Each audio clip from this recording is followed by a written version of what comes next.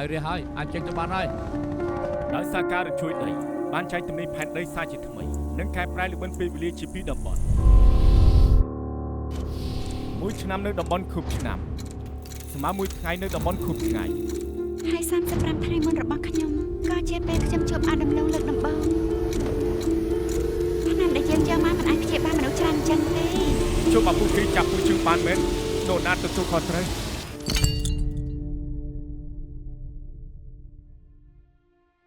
បងស្រឡាញ់អូនតាំងពីបង13ឆ្នាំ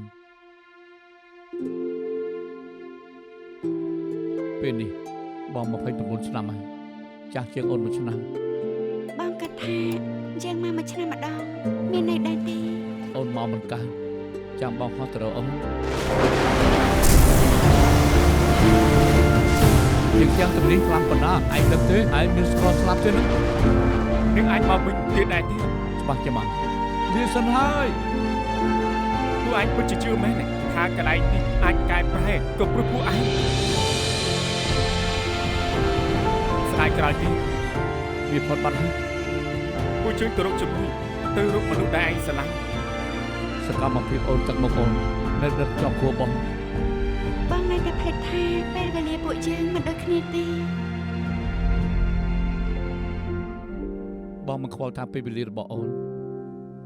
ឬជាពេលវេលារបស់បងទេ